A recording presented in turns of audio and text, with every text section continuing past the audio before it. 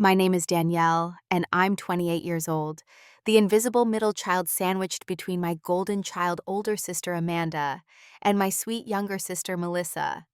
Growing up in our family meant watching Amanda get everything, while Melissa and I got the leftovers of our parents' attention and affection. I never imagined my sister would stoop so low as to steal Melissa's crush, or that my parents would kick me out for her boyfriend. But karma has a way of catching up with entitled people. Before I dive into how my parents' favoritism blew up in their faces, let me know where you're watching from, and hit those like and subscribe buttons if you've ever had to stand up to family who treated you unfairly. Growing up in our upper middle class home in suburban Connecticut, the family hierarchy was always crystal clear. My father, a successful business executive who worked 60-plus hours weekly, and my mother, a former beauty queen turned socialite who ran our household with military precision, had very specific ideas about their three daughters. Amanda, my older sister by 3 years, was the undisputed golden child from the moment she was born. With her perfect blonde hair, straight A grades, and the uncanny ability to charm adults, she could do no wrong in our parents' eyes. Every achievement, no matter how small, was celebrated, like she had discovered the cure for cancer. Every mistake was quickly dismissed or blamed on someone else, usually me. Then there was me, Danielle, the forgotten middle child. I learned early that in our family, I was basically invisible unless I was being compared unfavorably to Amanda. My accomplishments were met with lukewarm acknowledgement at best, and more often than not, they were completely overlooked. Finally, there was Melissa, my younger sister by 3 years. As the baby of the family, she got a bit more attention than I did, but nothing close to what Amanda received. Melissa was sweet, sensitive, and smart, with a natural talent for science and a genuine desire to help people. We bonded early over our shared experience of living in Amanda's shadow. The unequal treatment was evident in every aspect of our lives. When Amanda turned 16, our parents gifted her a brand new BMW. When my 16th birthday rolled around, I got Amanda's hand-me-down Honda Civic with 80,000 miles on it.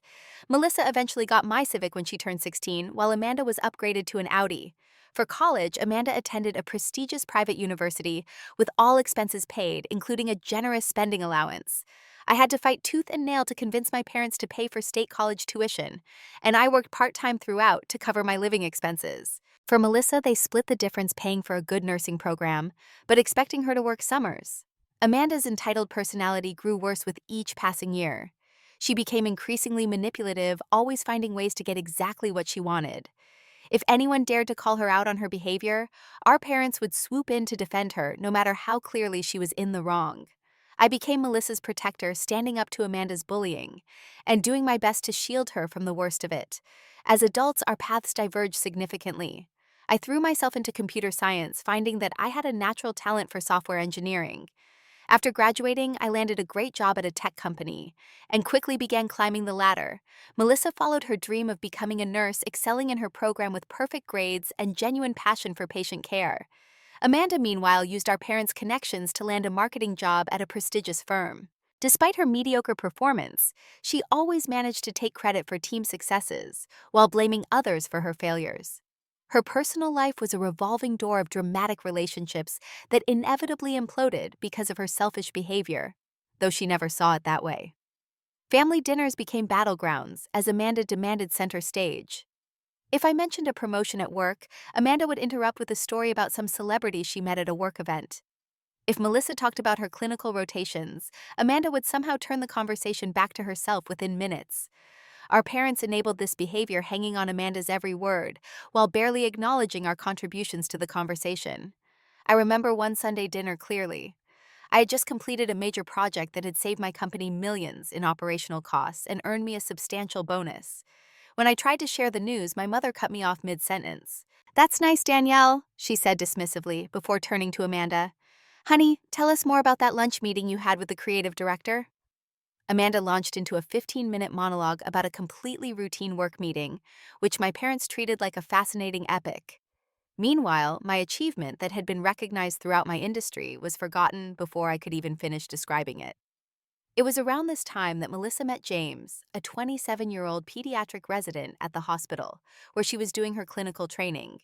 She called me immediately after their first conversation, her voice bubbling with excitement as she described their instant connection. Over the next few weeks, she would text me almost daily with updates on their growing friendship.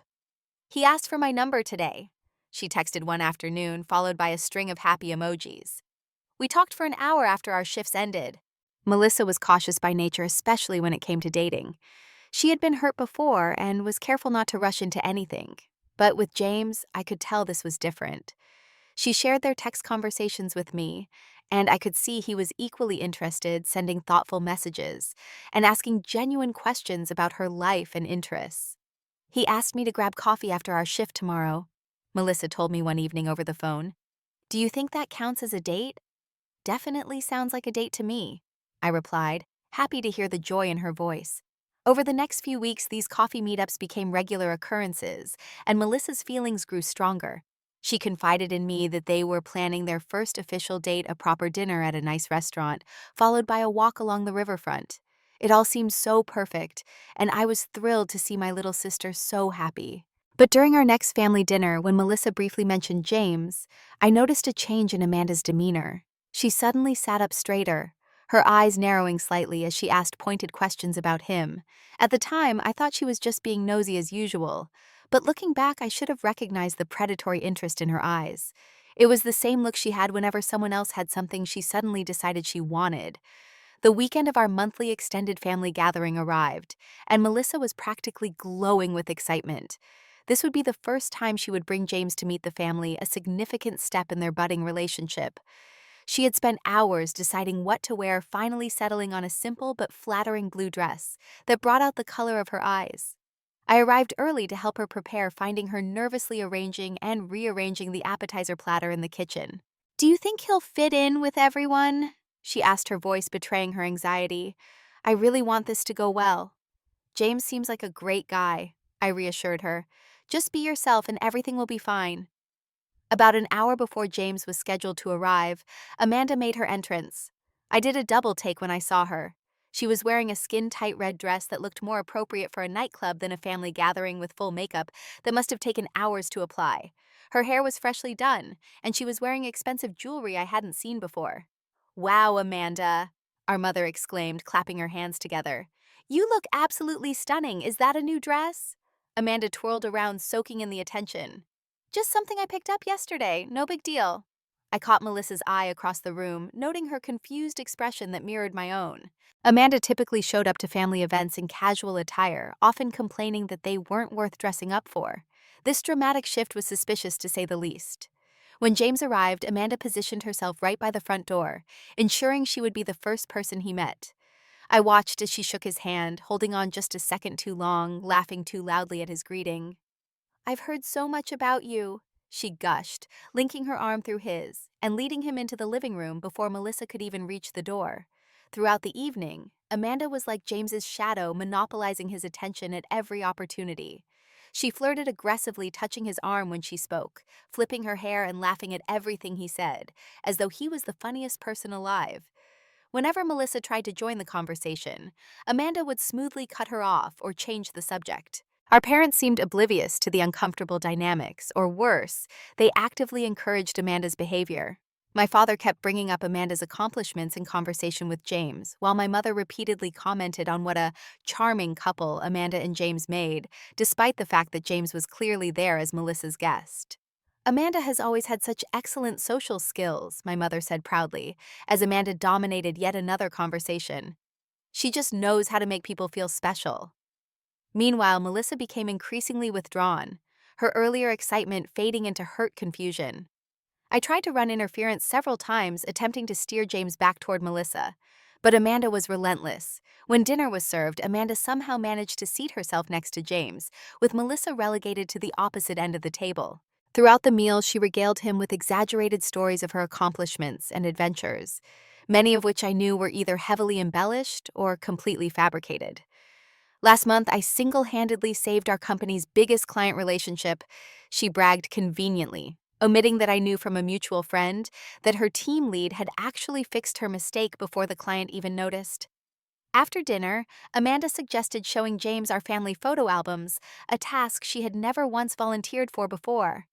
"You have to see how adorable Melissa was as a baby," she said with fake sweetness, though she proceeded to show him mostly photos of herself.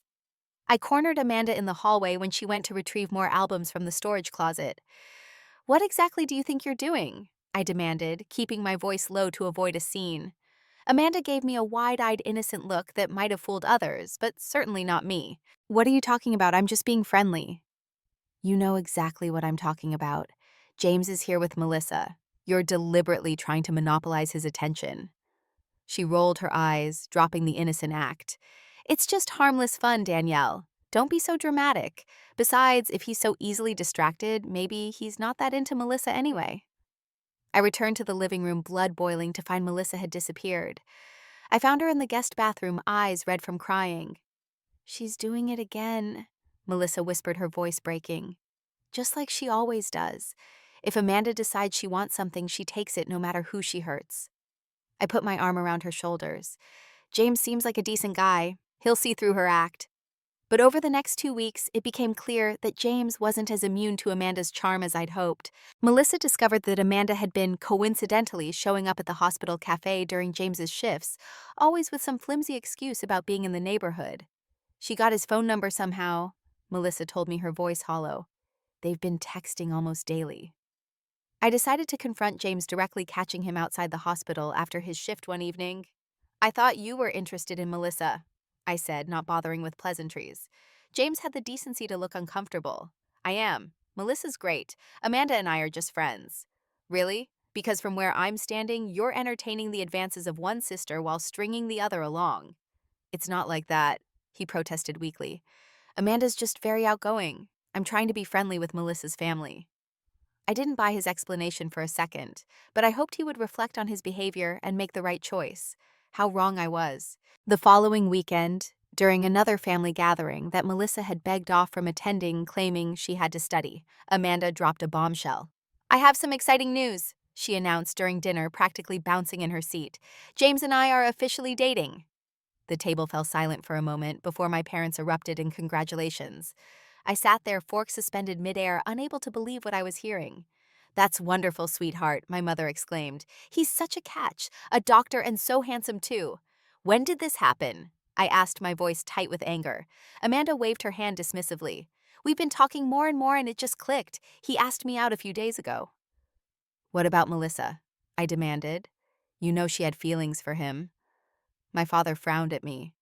Danielle, don't be childish. Your sister can't help it if James prefers her over Melissa. That's right, my mother agreed. These things happen. Melissa will find someone more suitable eventually. I left the table abruptly, stepping outside to call Melissa. When she answered, I could tell she was crying. You already know, don't you? I asked gently. James texted me earlier. She confirmed, her voice barely audible. He said he's sorry, but he and Amanda have connected on a deeper level, and he hopes we can still be friends. I spent the rest of the evening comforting Melissa over the phone, my heart breaking for my gentle sister, whose trust had been so callously betrayed, not just by a man she cared for, but by our own flesh and blood. James's betrayal was bad enough, but Amanda's cruelty cut much deeper. Over the following weeks, Melissa fell into a depression that affected her studies. For the first time in her academic career, she struggled to maintain her perfect grades. She changed her clinical rotation schedule to avoid running into James, which meant taking less desirable shifts and limiting her learning opportunities. What made it all worse was that Amanda seemed to derive extra pleasure from Melissa's pain, frequently bringing up James in conversation when Melissa was present and making a show of taking calls from him during family gatherings. Each time, Melissa would quietly excuse herself, and each time our parents would act as if nothing was wrong. The message was clear: Amanda's happiness mattered. Melissa's did not. For the next 3 months, Amanda flaunted her relationship with James at every opportunity. Family gatherings became excruciating affairs, with Amanda constantly talking about their dates, inside jokes, and future plans. Each time, Melissa would shrink further into herself while our parents lavished attention on the happy couple, seemingly oblivious to their youngest daughter's pain. Melissa began avoiding family events altogether, claiming work or study commitments. In reality, she simply couldn't bear to watch the sister who had everything steal the one thing that had brought her joy. I became her only emotional support, meeting her for coffee several times a week and calling daily to check on her. I don't understand why she did this, Melissa said during one of our coffee meetings, staring into her cup. She could have any guy she wants. Why did she have to take James? I had no comforting answer, only the truth. Because Amanda wants whatever someone else has, especially if it belongs to one of us, and because she's never faced consequences for her actions. One Tuesday evening, my phone rang with a call from my mother. This was unusual, as she typically only called on Sundays to remind us about family dinner. Danielle Amanda is having some issues with her apartment, she began without preamble. The building needs major plumbing repairs and they're asking tenants to vacate for at least 2 months. That's unfortunate, I replied neutrally, already sensing where this conversation was headed. Your father and I think it would be best if she moves back home temporarily. It makes the most financial sense. Of course they did. Heaven forbid Amanda might have to find her own temporary housing solution like any other adult would. I'm sure she'll appreciate that, I said, trying to keep the sarcasm from my voice. 2 weeks later, at the first family dinner with Amanda officially moved back in, she casually mentioned that James was also facing a housing dilemma. His roommate is getting married and moving out, and the landlord is raising the rent beyond what James can afford on a resident's salary, she explained, looking pointedly at our parents. My father set down his fork. That's quite a predicament. When does he need to be out? End of the month, Amanda replied. He's looking at studio apartments, but everything in a safe neighborhood near the hospital is so expensive. My mother exchanged a look with my father before turning to Amanda with a smile. Well, why doesn't he stay here for a while? We have the guest room. I nearly choked on my water. Are you serious? You want Amanda's boyfriend of 3 months to move into our family home? It's only temporary, my mother said dismissively, until they figure out a more permanent solution. It's completely inappropriate, I argued, not to mention insensitive to Melissa. My father's expression hardened. Melissa needs to grow up and get over this childish jealousy. James and Amanda are adults in a committed relationship. Committed? I scoffed. They've been dating for 12 weeks. Some of us know a good thing when we see it, Amanda interjected smugly. Not everyone takes years to determine if a relationship has potential. This was a direct jab at my cautious approach to dating, which had become another point of criticism from my parents, who frequently lamented my single status, as though it were a personal failure. The argument escalated quickly, with my parents dismissing every logical point I raised about boundaries, respect, and the message they were sending to their daughters. The real issue here is your jealousy, my mother said coldly. You've always been envious of Amanda's success and happiness. Success? I laughed incredulously. I make 3 times her salary and have been promoted twice in the past year. What exactly should I be jealous of? Amanda has always made better choices than you, my mother replied, her words cutting deep. Especially when it comes to men. And you've always had this negative attitude, my father added, always looking for problems instead of solutions. The conversation took an even more shocking turn when my father cleared his throat and said, Actually, we've been thinking, since you're rarely here for family gatherings anyway, and you have a good job that could certainly cover rent. My blood ran cold as I realized what he was suggesting. Are you asking me to move out so James can have my room? The words felt surreal leaving my mouth. It would make the most sense, my mother confirmed, avoiding eye contact. Your room is larger than the guest room and has its own bathroom. James is going to be a doctor after all. He needs proper space to study. I looked at Amanda, who couldn't quite hide her triumphant smirk, then back at my parents. Let me get this straight. You want to kick out your own daughter to make room for the man who is pursuing one daughter before abruptly switching to another, the same man who broke Melissa's heart? Now you're being dramatic, my father sighed. No one is kicking you out. We're simply suggesting a more practical arrangement for everyone involved. Practical for whom? I demanded. For Amanda, who gets everything she wants as usual, for James, who gets free housing. Certainly not for me, and definitely not for Melissa. If you can't be supportive of your sister's relationship, then perhaps some distance would be good for everyone, my mother said firmly. The ultimatum was clear. Accept this latest injustice or leave. In that moment, something broke inside me, a lifetime of accommodation and peace, giving way to righteous anger. Fine, I said, standing up from the table. I'll pack my essentials tonight. You can ship the rest of my belongings to whatever address I give you once I find a permanent place. My parents looked genuinely surprised. They had expected me to cave, as I always had before, to swallow my objections and make way for Amanda's desires. For once, I refused to follow the script. I spent that evening packing my most important possessions into my car.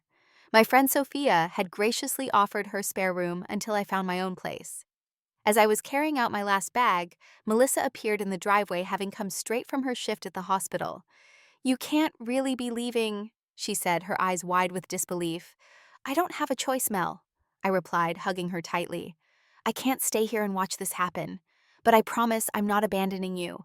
We'll talk every day and you can come stay with me anytime." "What am I supposed to do here alone with them?" she whispered, tears forming in her eyes. "Focus on your studies, keep your head down, and remember that this situation isn't permanent." I advised, feeling guilty for leaving her behind, but knowing I had to prioritize my own mental health for once. When I went back inside to say goodbye, my parents were in the living room looking uncomfortable but unmoved. "You're making a mistake," my father said stiffly. "You're letting your pride get in the way of family harmony." "No, you're making the mistake," I replied calmly, "and someday you'll realize it." Amanda didn't even come out of her room to say goodbye. The following weeks were a blur of apartment hunting and adjusting to my new reality. Melissa kept me updated via text about developments at home, none of which surprised me. James moved into my old room within days. Amanda strutted around the house like a queen, while our parents bent over backward to accommodate the couple's every whim. "They redecorated your room," Melissa texted one evening. "Mom took James shopping for new bedding and a desk. They never did that for any of us." I felt a pang of hurt, but reminded myself that I was better off away from that toxic environment.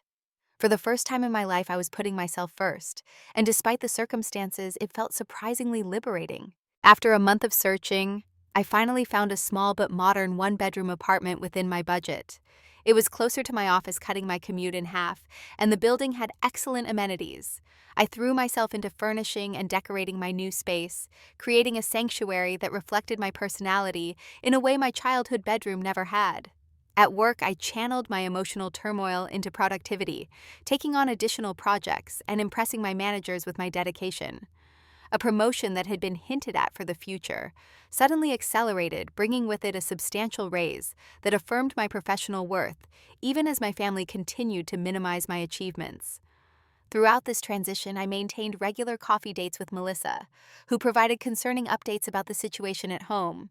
"James is working late more and more often," she mentioned during one of our meetings. "Sometimes until 2 or 3 in the morning, which seems excessive even for a resident." "What does Amanda say about that?" I asked, stirring my latte absently. Melissa frowned. "That's the weird part. She doesn't seem bothered at all, but she's become super protective of her phone lately. Mom tried to use it to take a photo the other day, and Amanda practically snatched it out of her hands." I filed this information away, not sure what to make of it yet. "How are you holding up with them all in the house?" "I stay in my room most of the time," Melissa admitted. "It's easier than watching Mom and Dad fawn over James like he's royalty. Dad's talking about using his connections to help James get into the best fellowship programs after his residency." This pattern continued for several weeks, with Melissa reporting increasingly strange behavior from both James and Amanda. Then on a Friday evening, fate intervened in an unexpected way. I was having dinner at La Maison, an upscale French restaurant downtown, celebrating my promotion with some colleagues, when I spotted a familiar figure at a corner table. James was seated with his back to the entrance, across from a stunning woman with dark hair, who definitely wasn't Amanda. They were holding hands across the table, their posture intimate and familiar. Excusing myself from my colleagues, I discreetly moved to a position where I could observe them without being seen. The woman leaned forward and kissed James a kiss he enthusiastically returned. This was clearly not a first date or a casual flirtation. I quickly took out my phone and snapped several photos, making sure to capture their faces clearly. My mind was racing. Should I confront them?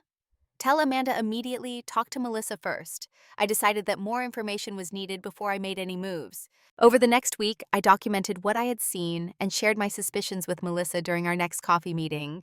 "I knew something was off," she said, her expression a mix of vindication and sadness.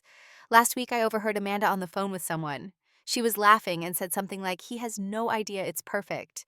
I assumed she was talking about a surprise for James, but maybe she knows he's cheating and doesn't care because she's doing the same thing." I finished her thought.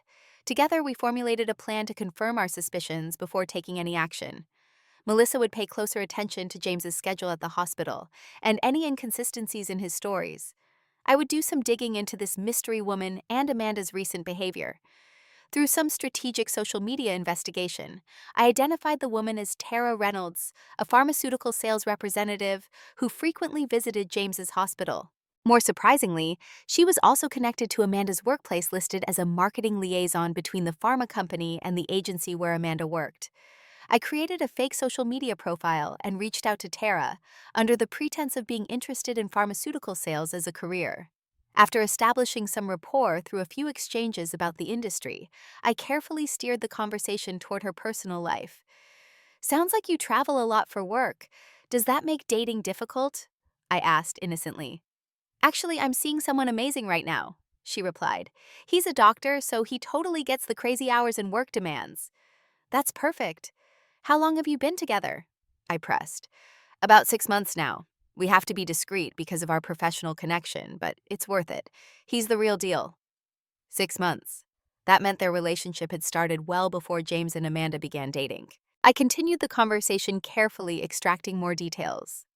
The bombshell came when I casually asked if her boyfriend was considering a job change. "Not anytime soon," Tara replied. "The funny thing is, his girlfriend's family thinks he's going to be some big-shot surgeon, but between us, he's planning to switch to pharmaceutical research after his residency. The hours are better, and the pay is incredible compared to clinical practice." My fingers froze over the keyboard. "His girlfriend," I typed, hoping I'd misunderstood. "Yeah, it's complicated," Tara responded with a laughing emoji. "He has this girlfriend for show, basically. It's a whole thing with her family being connected and helping his career. We have an understanding. She actually knows about me." My heart was pounding as I processed this revelation. Amanda knew about James's affair with Tara, but why would she tolerate such an arrangement unless— "That's so mature of her," I wrote back. "Most women would never be okay with sharing their man." "Well, she has her own thing going on too," Tara replied casually. "Some executive at her company, Michael something, total silver fox according to her. Married, of course, but apparently ready to leave his wife. Isn't it wild how things work out?" It was wild indeed, and far more twisted than I had anticipated. Not only was James cheating on Amanda with Tara, but Amanda was cheating on James with her married boss. And all of this while my parents were treating them like the golden couple, rearranging our entire family to accommodate their relationship. Further investigation confirmed everything. Through a mutual connection at Amanda's workplace, I learned that her relationship with Michael Thompson, the agency's creative director, was an open secret in the office. He had been spotted picking her up after work multiple times, and they often took long client lunches at a hotel near the office. Armed with photo screenshots and testimonials, I compiled a comprehensive file of evidence. The question now was what to do with it. Part of me wanted to expose everything immediately to watch the house of cards collapse on Amanda and James. But another part hesitated, knowing that such a public revelation would inevitably hurt my parents as well. Melissa and I discussed the moral implications over several days. What tipped the scales was learning that Melissa's health was suffering from the ongoing stress. She had lost weight, was having trouble sleeping, and her academic performance continued to decline. The toxic environment at home was taking a physical toll on her, and that was something I couldn't ignore. "They need to know the truth," Melissa finally said. "Not just for me, but for them too. Mom and Dad are investing so much in this relationship emotionally and financially. They deserve to know what kind of people they're supporting." I agreed. It was time for the truth to come out, no matter how painful the fallout might be. With the evidence file complete, I initially planned to have a private conversation with Amanda, giving her the chance to come clean to our parents and James herself. Despite everything, she was still my sister, and I wanted to offer her a path that preserved some of her dignity. I texted her asking to meet for coffee, positioning it as an olive branch, a chance to repair our strained relationship. To my surprise, she agreed, though her response was laced with condescension. "Finally ready to apologize for your dramatics. Sure, let's meet."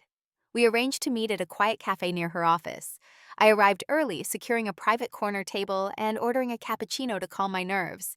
When Amanda swept in 15 minutes late, she didn't bother apologizing for her tardiness. "So," she said, settling into her seat without ordering anything, "you wanted to talk. I'm listening." I took a deep breath, pushing aside my irritation at her tone. "Amanda, I know about Tara and Michael." Her expression flickered briefly before settling into practiced innocence. "I have no idea what you're talking about." I pulled out my phone and showed her one of the photos of James and Tara together. "This was taken last week. I have dozens more, plus conversations with Tara confirming your arrangement." Amanda's face hardened, but she didn't appear particularly shocked or upset. So what adult relationships are complicated? You wouldn't understand. I also know about you and Michael Thompson, your married boss. This time her composure slipped more noticeably. You've been spying on me? That's pathetic even for you, Danielle. It's not spying to notice what's happening right in front of everyone, I replied calmly. The question is, what are you going to do about it? Amanda's laugh was cold. Do about it. Nothing. This is my life and I'll live it however I want. James and I have an understanding. And what about Mom and Dad? Do they have an understanding too? They kicked me out of my home to make room for a relationship that's a complete sham. That's not my problem, Amanda shrugged. They chose to do that. They deserve to know the truth, I insisted. And if you won't tell them, I will. Amanda's eyes narrowed dangerously. You always were jealous of me, weren't you? Little Danielle always trying so hard but never quite measuring up. You know what? Go ahead and tell them. They won't believe you. They'll think you're making it up out of spite. I have evidence, Amanda. Photos, messages, testimonials from coworkers. For the first time, uncertainty crossed her features, quickly replaced by anger. You would really try to destroy my relationship with our parents over what some petty revenge because they like me better. This isn't about me, I said firmly. It's about the web of lies you've created and the people getting hurt because of it, including Melissa. Amanda rolled her eyes. Melissa, please. She needs to grow up. She was too pathetic to keep James interested for more than 5 minutes. That's hardly my fault. Her callous dismissal of Melissa's pain ignited my temper. You deliberately pursued James knowing Melissa had feelings for him. You've always had to take whatever she cares about. Life's competitive, Amanda replied with a smirk. Some of us win, some of us whine about it. Now, if you'll excuse me, I have actual important things to do today. As she stood to leave, she leaned down and hissed in my ear. By the way, if you or Melissa breathe a word of this to Mom and Dad, I'll make sure they cut off her tuition payments. How do you think she'll finish nursing school without their support? Think about that before you play your little truth crusade. She walked out, leaving me shaking with anger. The threat against Melissa's education was a new low even for Amanda. It also made my decision crystal clear. Public exposure was now the only option. I spent the next day finalizing my strategy. A family dinner was scheduled for the weekend, ostensibly to celebrate James's potential promotion at the hospital. It would be the perfect opportunity to present the evidence with everyone present. When Saturday evening arrived, I dressed carefully in a professional outfit that made me feel confident and collected. I tucked the evidence folder into my bag and drove to my parents' house, arriving intentionally 15 minutes after the stated dinner time to ensure everyone would be there. My mother opened the door, her surprise at seeing me evident. Danielle, we weren't expecting you. You didn't RSVP. I decided it was time to reconnect with the family, I replied with a pleasant smile. I hope that's okay. Of course, she said, though her tone suggested otherwise. We're just sitting down to dinner. I'll have to set another place. The dining room fell silent when I entered. Amanda's eyes widened in alarm, while James looked uncomfortable. Melissa, who was in on the plan, gave me an almost imperceptible nod. My father recovered first standing to pull out a chair for me. This is a surprise, he said stiffly. What brings you home tonight? I heard we were celebrating, I replied, taking my seat. I didn't want to miss a family milestone. The tension was palpable as my mother served the meal. Amanda kept shooting me warning glances, which I pretended not to notice. I participated in the small talk, biding my time until the right moment. That moment came when my father raised his glass in a toast. To James, the brilliant young doctor who will soon be the head of pediatric emergency medicine, and to his wonderful future with our Amanda. As glasses clinked, I set down my water and spoke clearly. Actually, before we get too far into celebrating, there's something important everyone should know. Amanda kicked me under the table, but I continued removing the folder from my bag.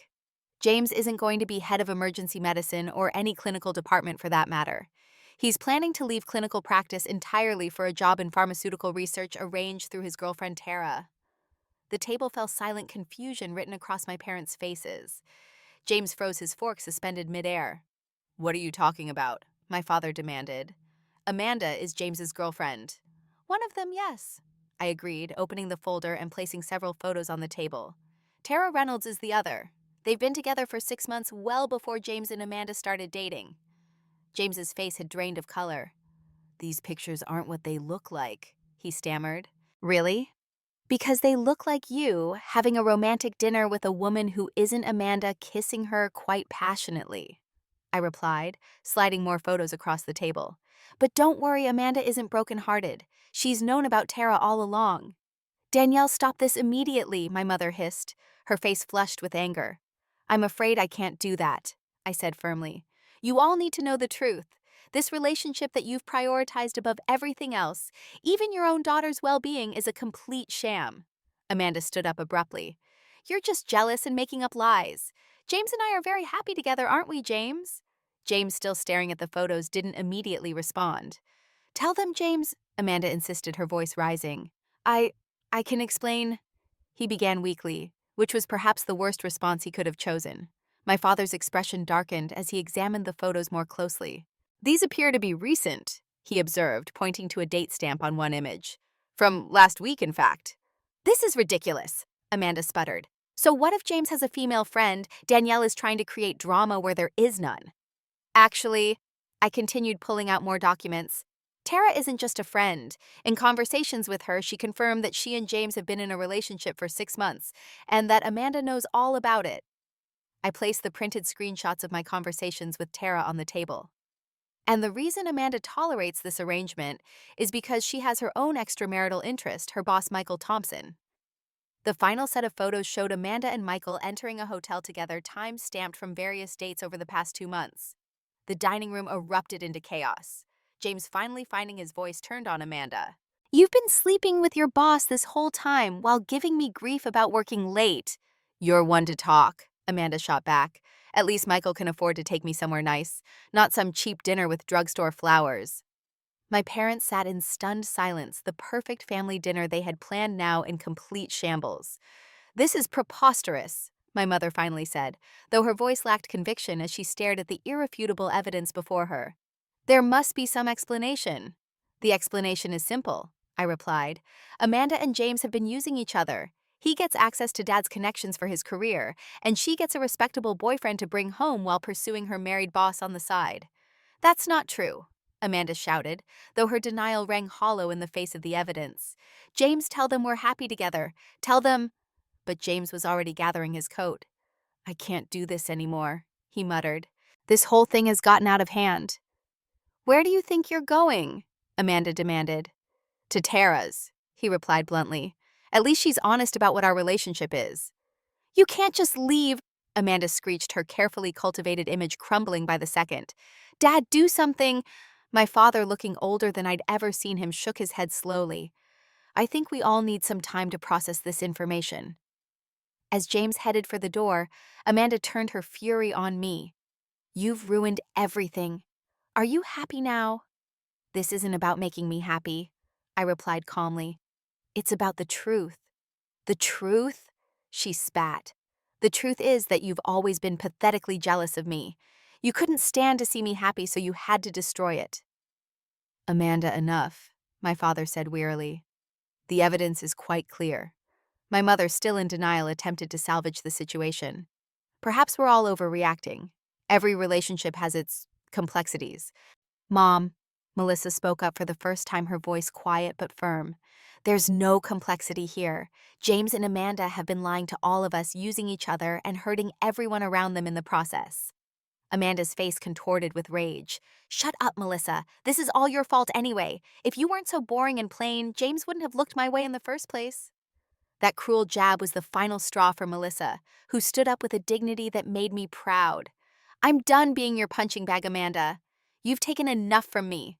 Come on, Danielle. I think we've said what we came to say. Together, Melissa and I gathered our belongings and headed for the door, leaving our parents to deal with the aftermath of Amanda's deception. As we stepped outside, we heard Amanda's voice rise to a hysterical pitch behind us, followed by the sound of something shattering against a wall. Do you think we did the right thing? Melissa asked as we walked to my car. Absolutely, I replied, putting my arm around her shoulders. The truth was always going to come out eventually. Better now than after they've invested even more in this farce of a relationship. As we drove away, my phone buzzed with a text from my father. We need to talk about this further. This isn't over. It wasn't an apology, but it was acknowledgement, which was more than I had expected. Later that evening, I received a string of increasingly angry texts from Amanda, culminating in a triumphant message. Just called Michael. He's leaving his wife for me. We're going to be so happy together while you two remain sad and alone. I didn't bother responding, knowing the truth would reveal itself soon enough. Sure enough, the following morning, Melissa forwarded me a series of increasingly desperate messages from Amanda to her. Apparently, when Amanda had called Michael to announce that their relationship could now be public, he had immediately broken things off, unwilling to risk his marriage and career over what he called a workplace indiscretion. Within a week, the carefully constructed house of cards had completely collapsed. James moved out of my parents' home and in with Tara. Amanda's workplace affair became public knowledge, resulting in her losing her job due to the company's strict policy against relationships between managers and subordinates. With no job, no boyfriend, and nowhere else to go, Amanda was forced to move back home with our parents, who were now dealing with the consequences of the monster they had helped create. The week after the dramatic exposure was a whirlwind of change. Amanda moved back into our parents' house, bringing with her a storm of entitlement and rage that our parents were entirely unprepared to handle. Without James or Michael to manipulate, and with her professional reputation in tatters, she directed the full force of her fury at our parents. Meanwhile, Melissa made the brave decision to move out of the family home and into my apartment. I cleared out my small home office to make room for her, and together we created a peaceful sanctuary away from the toxic environment we'd grown up in. "I can't believe how much better I sleep here," Melissa remarked one morning over coffee a week after moving in. No walking on eggshells, no listening to Amanda's tantrums through the walls. It was true. In just a short time, Melissa had begun to transform. The dark circles under her eyes faded. She regained her appetite, and her natural cheerfulness slowly reemerged. She refocused on her studies, and her grades quickly rebounded to their previous excellence. While we were flourishing in our shared apartment, reports from the family home painted a very different picture. My mother called me in tears 3 weeks after the revelation. "I don't know what to do with her," she sobbed over the phone. "Amanda refuses to look for a new job. She sleeps until noon, demands we pay for her shopping trips, and throws a fit if we suggest she contribute to the household in any way." I felt a complex mix of emotions at my mother's distress. Part of me wanted to say, "I told you so," while another part genuinely sympathized with her predicament. "This is who Amanda has always been," I replied gently. "The difference is that now she's directing her behavior at you instead of at us." "That's not true," my mother protested weakly, though I could hear the doubt in her voice. "She was always such a good girl." "No, Mom, she was always good at manipulating you and Dad. There's a difference." The conversation ended awkwardly with no resolution, but perhaps the first seeds of awareness planted in my mother's mind. Similar calls came from my father, whose health began to suffer under the strain of Amanda's constant demands and emotional outbursts. His blood pressure rose to concerning levels, prompting his doctor to prescribe medication and recommend stress reduction techniques, a nearly impossible prescription given the situation at home. Our once pristine family reputation in the neighborhood also took a hit.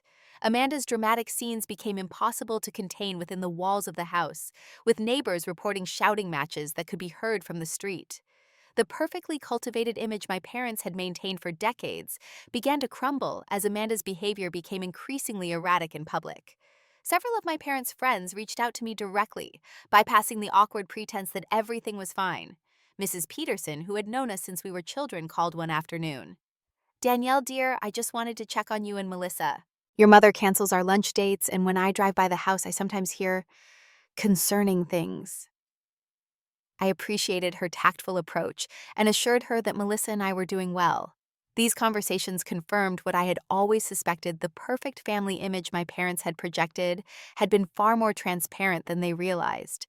As for Amanda, her social media presence transformed into a series of public meltdowns, alternating between playing the victim, attacking James and Michael for abandoning her, and posting artificially cheerful updates that fooled no one. Her increasingly desperate attempts to maintain her image only highlighted how far she had fallen. Throughout all of this, I maintained strict boundaries. I took my mother's calls and responded to my father's texts, but I refused to be drawn into the drama or to offer solutions to problems they had created. This was their opportunity to recognize and address the patterns that had led to this situation. Melissa, in her boundless capacity for compassion, maintained a more open relationship with our parents, occasionally visiting them for short periods. She would return with updates, which grew increasingly thoughtful as time passed. "Dad asked me about your promotion today," she reported after one Sunday lunch. "He seemed genuinely interested, not just making conversation." "And Mom actually apologized," she shared after another visit. "Not directly for everything, but she said she wished she'd been more attentive to both of us growing up." These were small steps, but significant ones. After a lifetime of enabling Amanda at our expense, our parents were slowly beginning to recognize the imbalance they had created and perpetuated. The real breakthrough came about 3 months after the exposure, when my mother asked if I would meet her for lunch, just the two of us. I agreed, choosing a quiet cafe where we could talk privately. She arrived looking tired, but more authentic than I had seen her in years. The perfectly coiffed hair and impeccable makeup that had been her armor for decades were replaced by a simple ponytail and minimal cosmetics. "Thank you for meeting me," she began, her voice lacking its usual performative confidence. "I've been doing a lot of thinking about our family, about the way your father and I raised you girls." I waited, giving her space to continue. "We made mistakes, Danielle. Serious mistakes." Her eyes welled with tears. "I always thought we were doing what was best, giving Amanda the attention she seemed to need, but now I see that we created this situation. We taught her that she could have whatever she wanted without consequences. And we taught you and Melissa that your needs and feelings mattered less." It was the most honest conversation we had ever had. And while it didn't erase the years of hurt, it opened a door to something new. We talked for hours that day, really talked about painful memories and missed opportunities, about her regrets and my resentments. A week later, I received an email from my father. Unlike my mother's emotional approach, his was more measured, but no less meaningful. "I've been reflecting on my role as a father," he wrote. "I prioritized achievement and social standing over character and compassion. In doing so, I failed all three of my daughters in different ways. I failed Amanda by never setting limits, you by never giving proper recognition, and Melissa by never giving adequate protection. I hope it's not too late to begin making amends." These were just beginning steps in what would be a long journey toward healing our family dynamics. There would be setbacks and difficult conversations ahead, but for the first time I felt a glimmer of hope that real change might be possible. Meanwhile, Amanda was facing her own reckoning. With no job prospects due to her tarnished professional reputation, no romantic relationship to define her worth, and parents who were finally setting boundaries, she was forced to confront the emptiness at the core of her identity. After one particularly explosive argument, my parents finally took the unprecedented step of insisting she see a therapist if she wanted to continue living in their home. To everyone's surprise, including perhaps her own, Amanda agreed. Her journey would be the longest and most difficult of all, requiring her to dismantle and rebuild her entire sense of self. But even she began to take small steps forward, starting with her first job application in months, and a hesitant apology to Melissa for "some of the things I said." As Melissa and I sat on our apartment balcony one evening, watching the sunset, and reflecting on the whirlwind of the past few months, she turned to me with a small smile. "Do you think we'll ever be a normal family?" she asked. I considered the question carefully before responding. "I don't think normal is the right goal," I said finally. "But maybe we can become a healthier family, one where everyone is seen and valued. It won't happen overnight, but I think we've made a start." She nodded, leaning her head against my shoulder, as the sky turned from orange to purple to deep blue. We had survived the storm, and though the landscape had been permanently altered, perhaps something stronger could grow in its place. 1 year after the explosive family dinner that changed everything, I stood in the kitchen of my new home, a modest but charming two-bedroom house I had purchased with my savings and recent bonuses. The morning sunlight streamed through the windows as I prepared coffee for Melissa, who was staying with me while she studied for her nursing board exams. The past 12 months had been a journey of growth and healing for both of us. Melissa had graduated with honors from her nursing program, despite the family turmoil that had marked her final year of studies. She had also begun dating Nathan, a kind and thoughtful physical therapist she met during her clinical rotations. Their relationship progressed slowly and respectfully, a healing contrast to her painful experience with James. My own career had continued to flourish. The promotion I received shortly after moving out had been followed by another, making me one of the youngest senior developers in my company's history. The recognition and financial security were gratifying. But more importantly, I had finally learned to value my own accomplishments without seeking validation from my family. Our relationship with our parents had evolved into something I never would have predicted. After their initial apologies, they had embarked on their own journey of self-reflection, aided by family counseling sessions that sometimes included Melissa and me. These meetings were often awkward and occasionally painful as years of dysfunctional patterns were brought to light, but they were necessary for genuine change. We maintained limited contact with our parents, carefully establishing boundaries that protected our emotional well-being, while allowing for cautious rebuilding of trust. Sunday dinners became monthly rather than weekly affairs, and we always had an exit strategy prepared in case old patterns began to emerge. Amanda's journey had perhaps been the most dramatic of all. After hitting rock bottom with no job, no relationship, and no friends willing to tolerate her behavior, she had finally been forced to confront the person she had become. Her therapy sessions, initially attended under duress, gradually became a lifeline as she began the difficult work of developing self-awareness and accountability. The process was far from smooth. There were relapses into entitlement and manipulation, tearful accusations that we had destroyed her life, and desperate attempts to reclaim her former status. But there were also moments of genuine breakthrough, like the day she called me voice small and uncertain to apologize for pursuing James when she knew Melissa had feelings for him. "I didn't even want him," she admitted during that call. "I just couldn't stand that Melissa might have something special that I didn't." How messed up is that? That level of self-awareness would have been unimaginable a year earlier. And while it didn't erase the hurt she had caused, it offered a glimmer of hope that real change was possible. Amanda had recently started an entry-level position at a small marketing firm, far less prestigious than her previous job, but one where she could rebuild her reputation from the ground up. She had moved into a modest apartment, paying her own rent for the first time in her adult life. These were small steps, but significant ones for someone who had previously expected everything to be handed to her. My parents were still struggling with the consequences of their parenting choices, particularly my father, whose health had been affected by the stress of the past year.